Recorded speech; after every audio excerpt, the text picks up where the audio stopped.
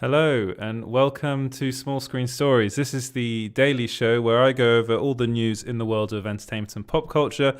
My name is Edward Lauder. I'm the editor of Small Screen, and let's get straight into today's news. There's quite a bit today. There's quite a bit of stuff that's been going on the site today, but I wanted to start off today by talking about Aquaman 2, and specifically it's being rumoured, and this comes from Geekosity, that Aquaman 2 will reportedly feature more of Amber Heard as Mera, not less.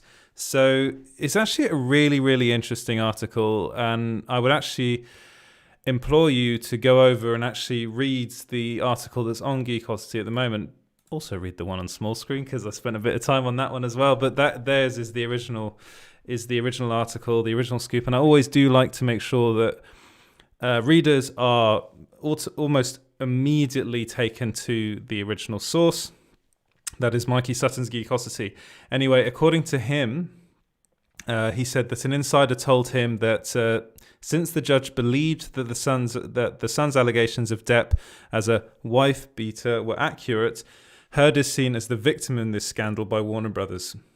Consequently, firing her would be in poor taste and could cause a backlash. Apparently, Heard will actually have a larger role in Aquaman 2 for reasons unrelated to this situation. Warner Brothers would see her character more fleshed out. This is actually really interesting to me because it would actually be quite a bad PR move for Warner Brothers to get rid of her now or fire her now. I don't think they're going to fire her at all. I think they're going to keep her on board. She's already filming additional photography for Justice League, for Zack Snyder's Justice League.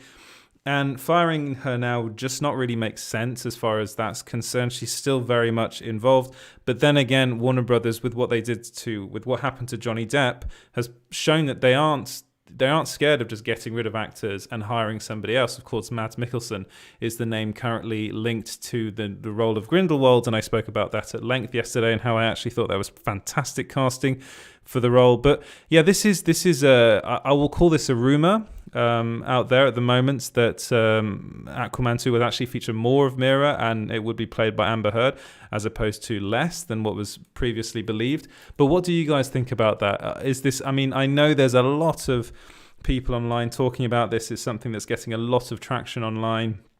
There are voices on either side, and they're actually, as far as I'm concerned, they are both kind of. It's a weird situation, but I think they're both kind of right. My personal opinion is that Johnny Depp and Amber Heard were kind of as bad as each other, and just brought out the worst in one another. That is my personal opinion. I don't think Johnny Depp should have been fired. I actually don't think Amber Heard should really be fired from her role either. Again, until this whole thing is completely and utterly finished, which I'm hoping it will be quite soon, we won't really know what will happen. And Warner Brothers isn't really in a position to fire Amber Heard at the moment, especially after the case went against Johnny Depp and his legal team. But this is a developing story, so let me know what you guys think about this in the comments below. Right, moving on to what is our big exclusive of the day, and possibly maybe not the week, but this is one that I've been kind of working on for quite a while with a number of sources, and we're just looking into casting and casting sheets in particular. And one source came to me and revealed that actually Warner Brothers Pictures and HBO Max is on the search for an actor a bit like Timothée-Chalamet for the role of Terry McGinnis. And this would be, of course, in the sorry, I didn't start off with this. This would be in the Batman Beyond HBO Max show. This would be for Batman Beyond. They want someone like him, but they're not actively trying to cast Chalamet in the role. So Timothée Chalamet is someone that is very, very popular at the moment. He's one of, I think, if not the actor star of the moment, he definitely will be. After June is released, I think people are going to be pretty blown away by his performance in that. They've already been blown away by his performance in things like Call Me By Your Name, which he's fantastic in. He was brilliant in Little Women. He's just he's one of those actors that just delivers fine performance after fine performance. I think he's really, really talented. He's half American, half French, so he can also be in French movies, and he's Yeah, I can vouch for his level of French. He's very good because he is half French. But he's someone that he's got a lot of, let's say, cap or feathers in his cap. If that's a bit of a weird thing to say, but he's someone that he's very talented. He can do lots of different things, and he's actually also revealed in the past that he's very interested in playing Robin. And I think Terry McGinnis would actually be a step above that. So we already know that. We reported that Michael Keaton has already signed on to this series, and that HBO Max is very keen on getting this series moving. So as far as they're concerned, they're looking for someone to play this role who's kind of physically the same sort of build and looks quite similar to Timothée-Chalamet and also has the same acting style. So I said, why don't they just hire Timothée-Chalamet? And one of the reasons is because of scheduling conflicts. I believe they've already been looking into the possibility of getting him on board. But he's a very busy guy. He's of course got June, and they're going to be filming I think they are filming a second one now. They're filming the second part of that movie, and then he's also got, if you look at the films that's coming out, he's got the French Dispatch, which is the Wes Anderson film. He's got Don't Look Up and Find Me, and he's got other things that's going on. We know that behind the scenes, basically, he's possibly one of the most in-demand actors in Hollywood. He won't come cheap as well because he's getting more and more demand, which naturally increases the price. He's someone that will possibly win an Oscar at some point as well, and I'm pretty sure that that Hollywood knows this. That Hollywood sees him as very much the future. So, but then again, he has said he'd like to play Robin. So you know what? Maybe Warner Brothers and HBO Max would just try and get him. But as far as my sources are concerned, they've told me that they're keen. Their main aim was to make sure that Michael Keaton was on board this project. So for them, it was Michael Keaton first. If Michael Keaton wasn't part of the project, then it just would have fallen flat. They wouldn't have done it at all. So what do you guys think about this? Do you like the idea of it? I mean, I don't like the fact that I had to go with the Timothée-Chalamet-type, because I would have just liked to have said that he's up for the role, but he's not. That they're looking for someone like him. There are a lot of actors out there that are quite similar to him and are just as good, could be just as good as Timothée-Chalamet. But I think if he were to be cast in this series, that would really, really get people very excited to see it. Imagine a Batman Beyond series starring Michael Keaton and Timothée-Chalamet. That would be something that I think everyone would want to see. Even people that aren't very aware of what Batman Beyond's all about. Of course, it's about Bruce Wayne later on in his career training up a new Batman who's Terry McGinnis, and he kind of helps and mentors Terry through all of this from the comfort of his own Batcave. And he acts a bit like Oracle, which is kind of, if you're familiar with Batman, is the character that helps Batman. That you can, if you play the games, you talk to Oracle constantly throughout the game. And she's also in the cartoon. She's in some of the comic books. She's a very popular and very important character. But that's the kind of role he ends up playing for this new Batman. And it's something that I am really, really interested in seeing. I hope, fingers crossed. I do hope they go for Timothée-Chalamet in the end, because I think he'd be perfect. I think he'd be a great Robin as well. But again, it's a scheduling thing and possibly even a money thing. They are spending a lot of money on these things, but they don't. They want to keep it under control to a certain degree. So yeah, let me know what you guys think about this in the comments below. Right, moving on to David Fincher. So David Fincher's he signed a 4-year exclusive deal with Netflix. So this is actually really interesting news. David Fincher has already been making stuff with Netflix for quite some time now. So we've got a lot of coverage about this on the site, but he's doing Mank, and that's coming out on Netflix very, very soon. He of course basically was the one and sole person behind Mindhunter. He was, I'm not sure if he was the showrunner of that show, but he basically ended up directing the whole of season 2 and ended up saying that the reason why we're not doing any more of this is because it took up too much of my time. because he was doing everything. It's very well known that David Fincher is a very meticulous director. He's someone that takes so much time to make films, because he does about 70 takes on each scene, which is crazy. If you work in the industry, he's someone that's very demanding. He's very exact as well in the way he works. He wants to make sure he gets the perfect shot, which is why he does so many takes and then often ends up going with the first one. But it's the way he works. It's his process. So that's why, like, imagine trying to shoot a show like Mindhunter, which is multiple episodes. It's a long show. That took up a lot of time, which is why season 3 unfortunately isn't happening. Mindhunter is one of my favorite shows of all time. I loved it. I was so upset. So when I heard that it wasn't, that David Fincher basically said, I'm not doing it anymore. But I posted this article, which comes from, it's actually from a French magazine called Premiere, and they were talking to David Fincher, and he actually, I'll get the quote up, but he spoke about how, yes, he's signed a 4-year exclusive deal. He said, yes, I have an exclusivity deal with Netflix for another 4 years, and depending on Mank's reception, I'll either go see them sheepishly asking them what I can do to redeem myself, or take the attitude of the arrogant, arsehole, who'll require making other films in black and white. No, I'm here to deliver them content, whatever it means, likely to bring them spectators. I'm in the I'm in my small sphere of influence. So yeah, he's got a 4-year deal. He's basically got, it seems as though he's saying he's got 4 years left on his deal, but I'm taking it as though he's got a 4-year deal with Netflix and he's going to be making the most of that.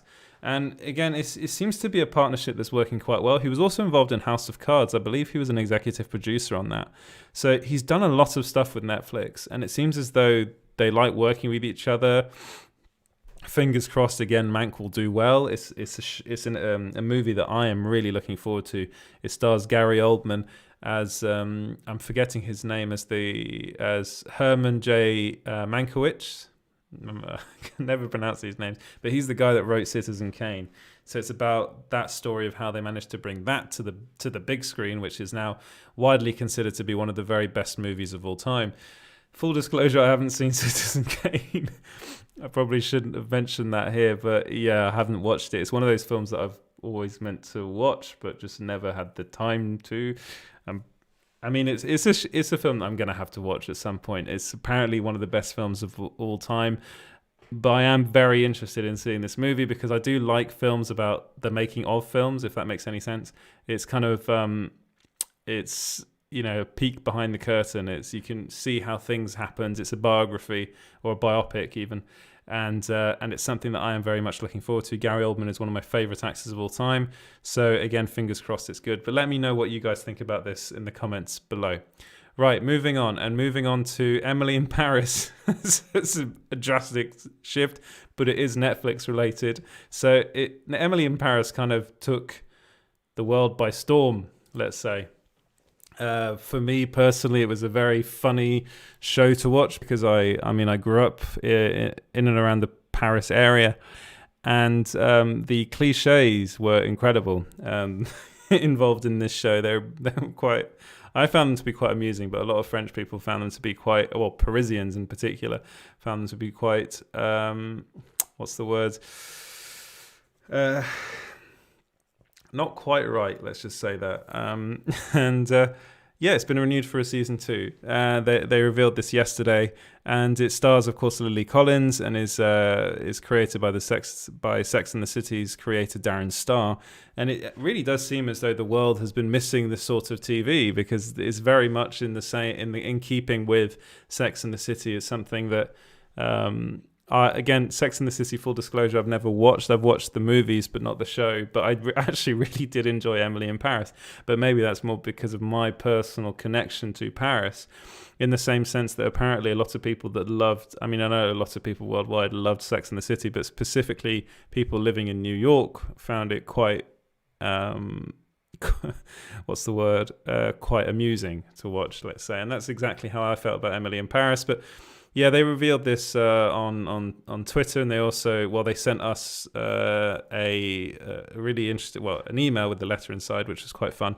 In basically, it's done like you'll see it on the site. I can bring it up here very briefly. So there's the letter you can see there, and it's basically like an official letter you'd get for a job or something, basically saying, Nous sommes désolés, so that's we're sorry. We are writing to regrettably inform you that Emily Cooper will need to remain in Paris for an extended period of time. Despite her overconfident manner and lack of prior experience in luxury goods marketing, she has nonetheless managed to charm some of our hard-to-impress clients during her short stay at Savoir. Call it bonne chance or American ingenuity. I'm leaning towards the former. Her results are impressive. We hope that by extending her time in Paris, Emily will further the relationship she has already made, delve deeper into our culture, and perhaps pick up a few words of basic French. We will, in conjunction with you on applying for a work, we will work in conjunction with you on applying for a work permit on her behalf to prolong her time here. We love having Emily in Paris, but please don't let her know that. And that's from Emily's boss in the show. So yes, I thought that was quite fun. I quite enjoyed that. I think it's something that it was quite a nice break from all the difficulties of being in lockdown and the coronavirus, pandemic that's still ongoing, even though there supposedly is a virus in the works. A vaccine even in the works, but. It came when it was needed, and hopefully season 2 will be just as good and just as loved. But what do you guys think about that? I spent a lot of time on Emily in Paris. I didn't expect to, but let me know in the comments below.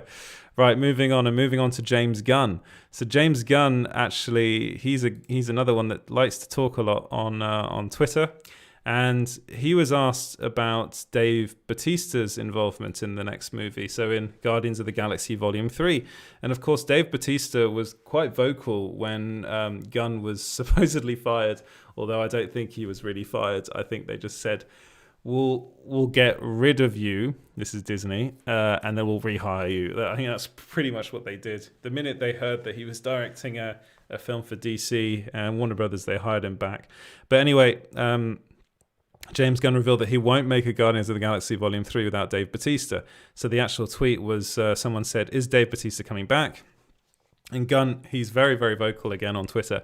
And he said, would I do a Guardians movie without Dave Bautista? Basically insinuating that it would never happen without Dave Bautista. Of course, he plays Drax. And in the article, I said that he's really, as far as I'm concerned, he's like the heart of the Guardians. He's like them. What's the word? He like represents their morals to a certain extent. He's always the one that is so, his unique kind of lack of humor, let's say, is very funny, but it also brings out a lot of truth in people. And he's really like, Dave Bautista is perfect in the role, and I don't think anyone else could play that role. And I also think if they were just to get rid of him, there would be a massive Drax-shaped hole in Guardians of the Galaxy Volume 3. So it's just good news to hear that he's sticking by his mate Dave Bautista, and very, very talented actor, actually, I have to say. They stuck by each other, and it's just nice to see. But let me know what you guys think about that. Let me know in the comments below. Right, moving on to Death on the Nile. So it's actually being rumored that the movie is just going to be released straight to Disney Plus and isn't going to come to cinemas.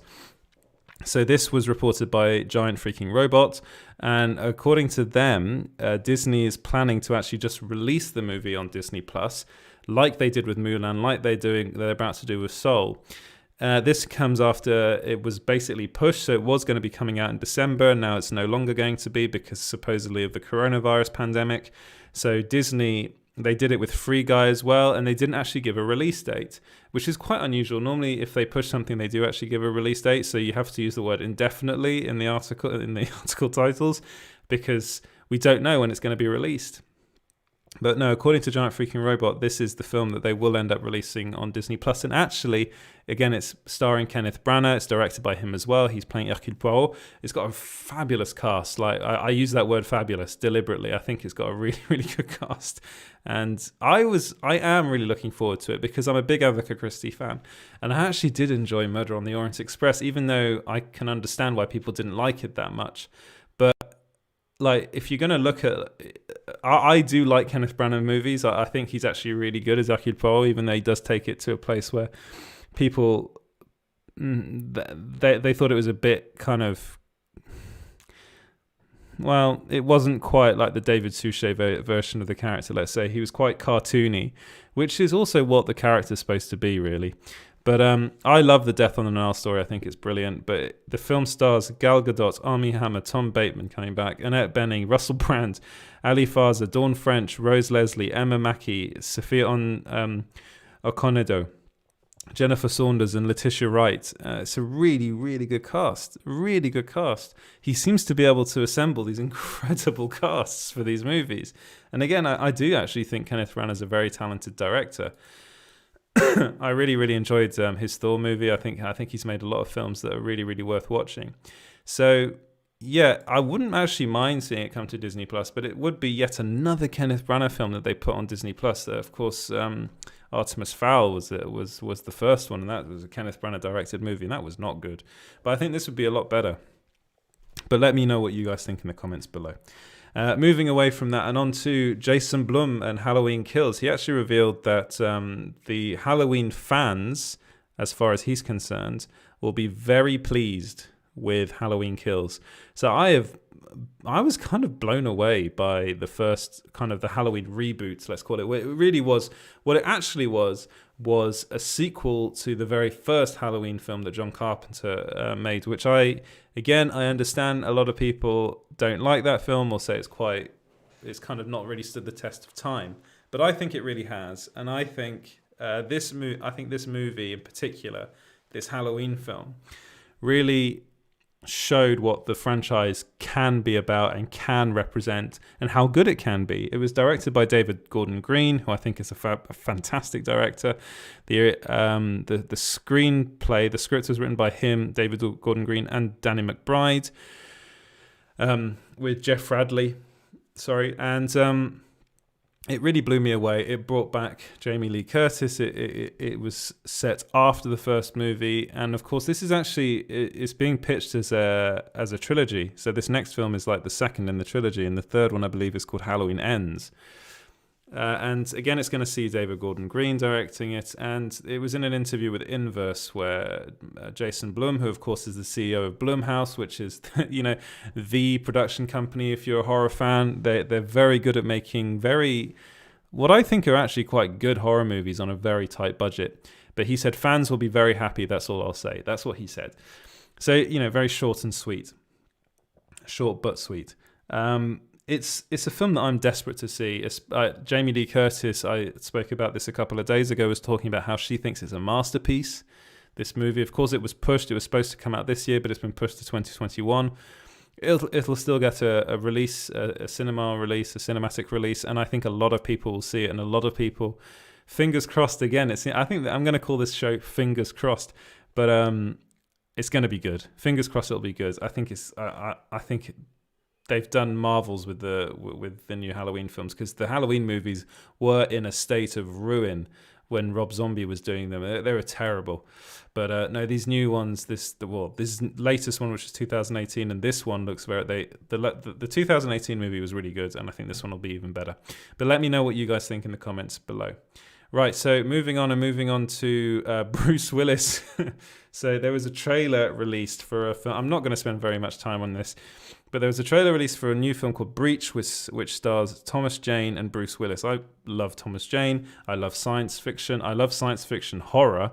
And this, of course, is a science fiction horror movie. They're on a ship. They're taking people to the new Earth, and there's an outbreak on the ship, and they find out that it's an alien, and Bruce Willis has to kill it. That's basically the movie. It looks so cheap. It looks pretty, very cheap and not great. And Bruce Willis looks super bored in it, but for some reason, I'm still really excited to see it. And they released a trailer for it. You can go and see that on the site now. I'd say watch it.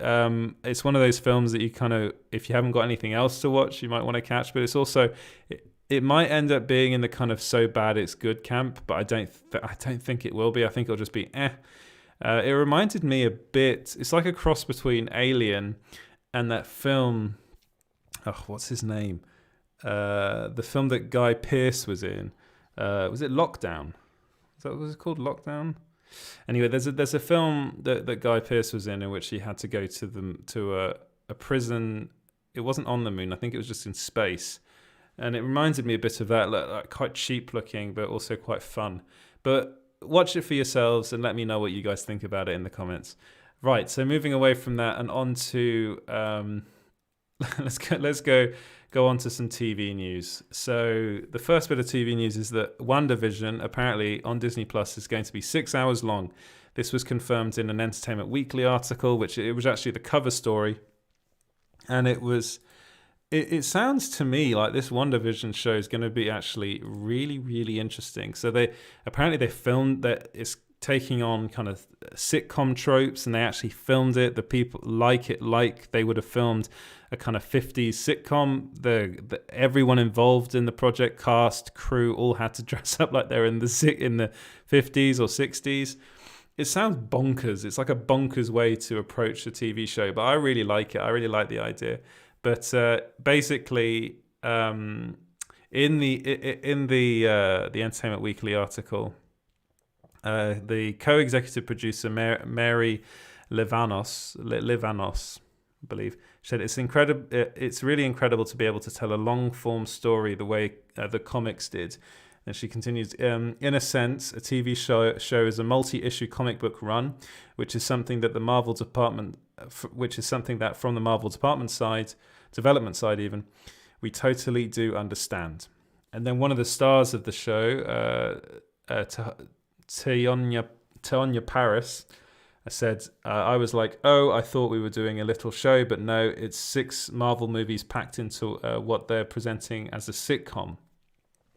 So it sounds to me really, really good. I do believe that what they're going to do is going to release it as 6 episodes, and each episode is going to be 1 hour long, but that wasn't confirmed.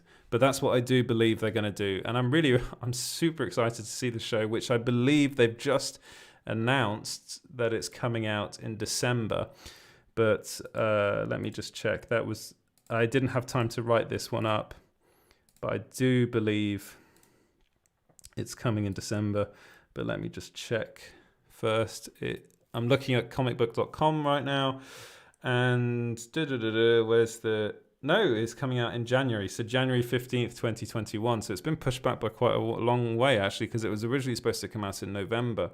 So yeah, this was revealed on Twitter, actually, on WandaVision. They said that it's going to start streaming on Jan 15th, 2021. And I do believe they're going to release each episode weekly. A bit like the way they do what they do with The Mandalorian. But let me know what you guys think about that. Are you excited for WandaVision? Let me know in the comments below. Right, I'm going to end today's stream with Doctor Who. I've been a fan of Doctor Who for a long, long time, but I've kind of stopped watching Doctor Who, and it had nothing to do with Jodie Whittaker. I actually stopped when.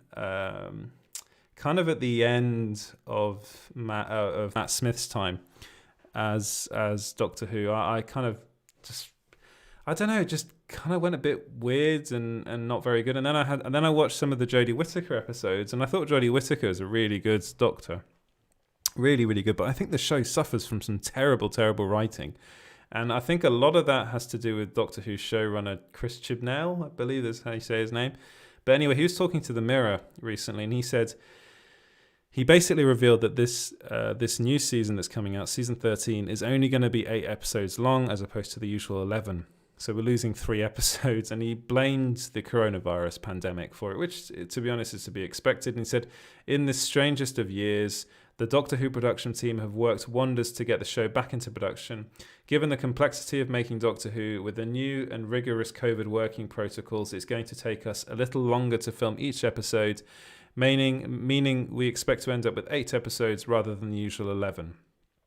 And then he went on to add, but rest assured, the ambition, humour, fun and scares you expect from Doctor Who will all still be firmly in place. For everyone around the world, this is a challenging period, but the Doctor never shirks from a challenge. So, Yeah, they basically they took the executive decision to basically cut 3 episodes because it really is difficult at the moment, especially a show like Doctor Who, which already it gets a pretty decent budget, but it's not on the level of a Mandalorian or even like any of the Disney Plus Marvel shows or any of the Disney shows in general, which can use that the new technology to basically it's all filmed inside, and it's easier to keep the safety protocols in check. And really make sure that this is a safe set. We've seen with The Witcher's actually had to stop production, Witcher Season 2, because of a lot of new COVID cases. So it's something that they're really trying to work out, but it's not easy, and it's definitely not easy if you don't have Disney money and if you don't have access to those inside, those screens, those great big IMAX screens that they're using to film everything as a backdrop.